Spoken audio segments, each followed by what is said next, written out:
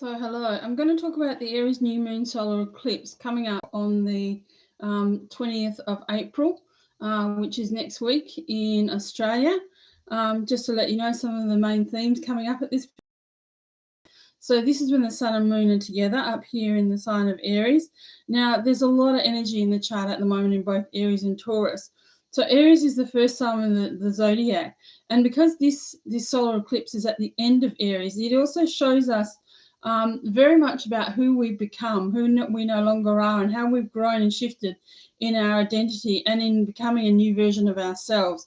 Because when we move into Aries, because it's that sign around self-identity, independence, being your own authentic self, then coming towards the end of the sign means that you've actually been doing the work. So this is a really interesting time. So anything now that's actually not who you were going to be is actually now being removed. And so you're now looking at becoming a future part of yourself that's much more in alignment with who you are and who you want to be as well. Now, there's a lot of energy up here in Taurus, which is also grounding a lot of what's going on between us as well.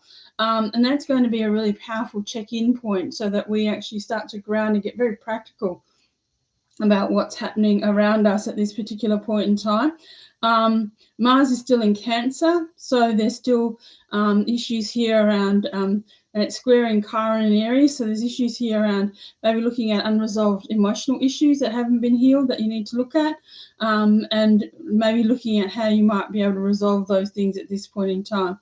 So the first thing we have here is we have a number of things, but we have a square with Pluto in Aquarius. So this is really moving us into that next level paradigm, the new awareness. We're going to have quantum breakthroughs because Aquarius is connected to Uranus, which has had lots of unexpected things and is sometimes comes as a shock, but it can lead to breakthroughs and energies that are starting to move us forward and move us into being more uniquely who we are at the same time. Sometimes this can also be rebellious energy as well, so we might feel like rebelling as well. But we're also starting to now really look at and understand who we are uniquely. What are our soul's gifts and purposes, and what is actually here that we're here to do, and really becoming more of who we are in ourselves. There might be some of you here who will have some sort of a level of new awakening or new awareness coming through, which might come through. And, basically you may find yourself stepping into more of a sense of who you are, more of your own power, because where Pluto goes, it transforms and really gets to the heart of everything. So it breaks you open. So really and truly moving you into a new energy as well. So Pluto in Aquarius is stirring up these energies. And this will be very, very powerful. This is going to help you really move forward and move into a new part of yourself and who you want to be and who you're going to be, which is actually really powerful. And this is a great time for you to journal or really have a look at what's going on. But there'll be new opportunities opening. So this will be really, really helpful. And that Pluto in Aquarius is going to square the nodes as well. So this is happening at a bigger level. It's more connecting to our soul purpose and our soul connection as well. And there'll be things that are moving us forward in terms of more of who we are at a bigger picture level as well, because those nodes, particularly the nodes of fate, are about becoming more who we are, stepping into more of our gifts and our sense of self as well. And so that's really, really important. And it'll bring up new energies, new frequencies, new alignments, perhaps that you hadn't looked at before. So maybe you're moving into new things that you hadn't done before this particular time, which will be very, very important. But it will be connected very much with that Pluto and Aquarius, to be very connected to your soul frequency, your truth frequency, the frequency of who you actually are at this particular point in your time or where you're meant to be. The sun actually does go into Taurus only a few hours after this eclipse. And so Taurus is, again, moving us into that energy where we're going to have, a lot more groundedness. It's practical. We're going to move into all of that. And also really looking at what is it that really is working for me? What do I really value and what do I really need to be moving forward to? So that can be really, really helpful. We have a number of planets here sitting in Aries up here. And so this is really firing up those new beginnings, those new opportunities and new adventures, new possibilities. Where there's a new moon, there's always something new.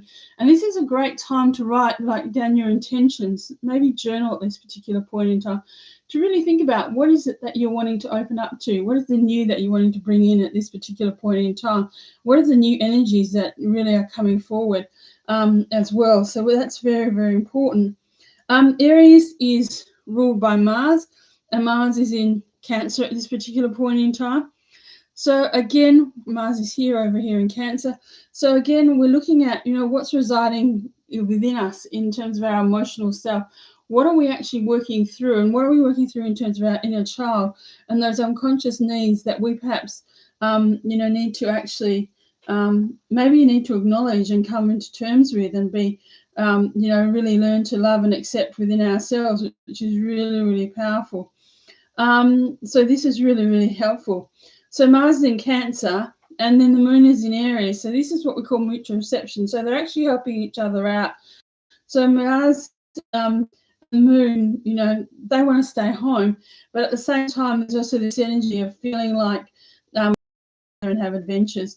And so it's a really important time to know what you need in terms of nurturing yourself and your basic needs, and also seeing that everybody is actually connected to you on all levels as well. We're part of this cosmic family, this cosmic energy as well.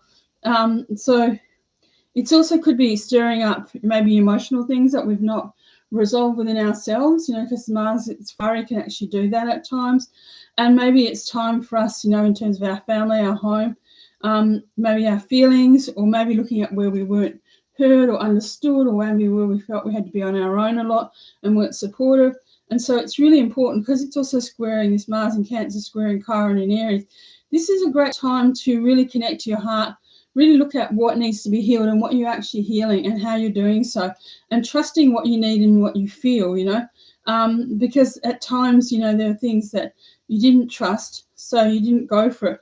So because maybe you weren't supported and there weren't other people around to help you, but also helping you now look at yourself and really look at yourself and say, well, look, I can actually trust myself. I can actually really look at what I need.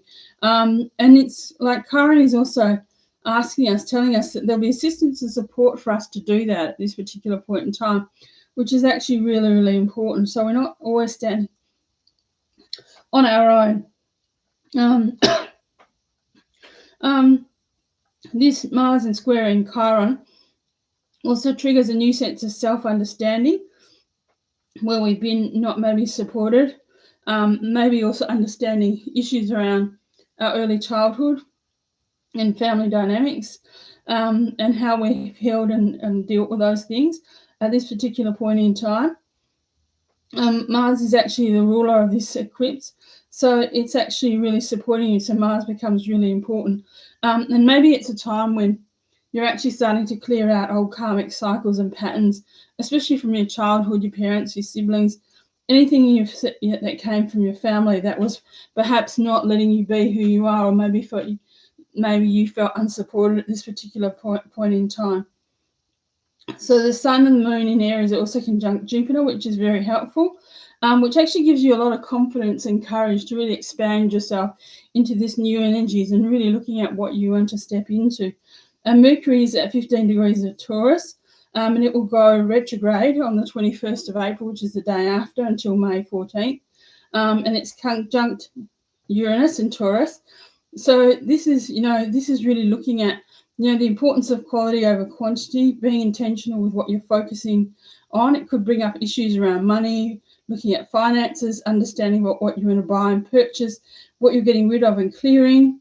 When Mercury is retrograde after this solar eclipse, it's a time to discern, evaluate, reassess.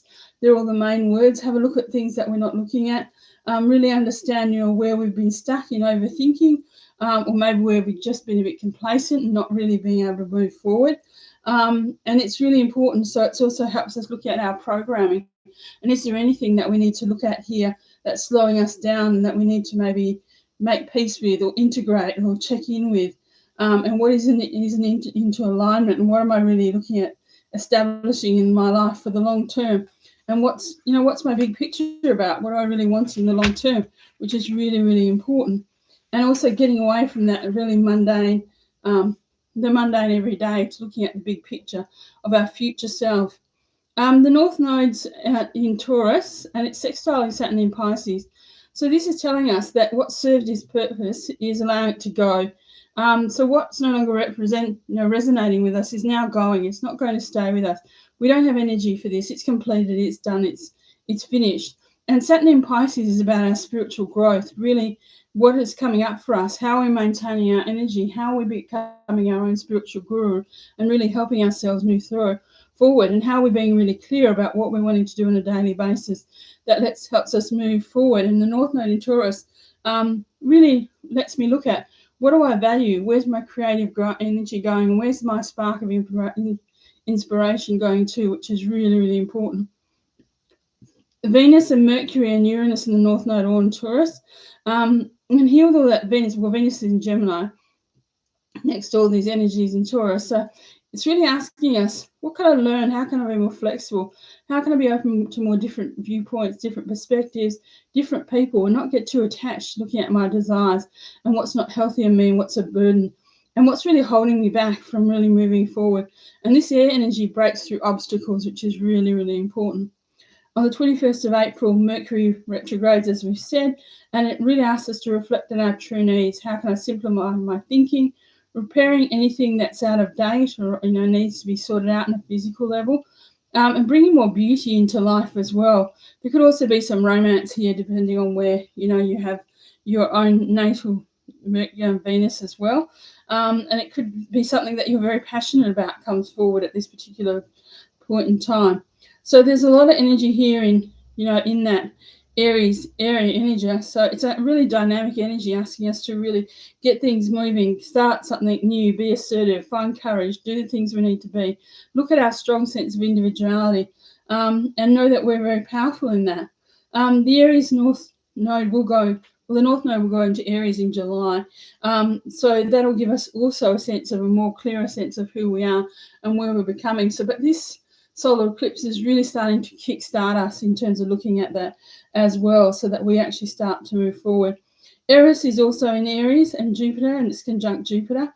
So it's really expanding that warrior energy within us that fights for injustice, wants everyone to be heard, has a voice, and really and truly is expanding our collective unconsciousness around justice and equality. The dwarf planet Haumea is over here it's actually in Scorpio. And it's square to Pluto up until 2028. So that's a very important archetype of new Earth. The new Earth is a new sense of way of being within ourselves that moves us beyond the 3D into a more spiritual, highly enlightened way of being. And that's actually really important. And it also connects us to water, because Scorpio is a water planet. So there's some sort of regenerative energy here around water, maybe our oceans and our seas, and we might see some things really moving forward as well. And also in a sense that we might see some of the 3D sort of old world stuff starting to collapse as we move more into this sort of energy.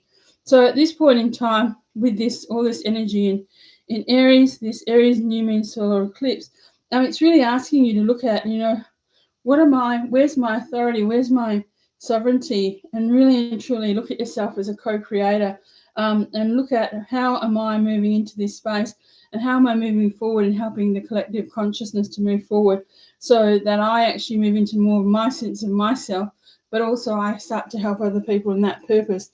And that begins when you actually start to know who you are, and really and truly really step into that powerful place of knowing who and what you are and where you want to be and what you have to offer. So this is a great opening up time, a time to really step into a more of a sense of yourself. It's going to continue to support that, so you're going to have other opportunities as well. But this is a great opportunity, so a great time to meditate, to set some new intentions about what you want to do and where you want to be, and also to journal. So I hope that you have enjoyed this. If you enjoyed this video, click like and subscribe. Thank you very much, and bye for now.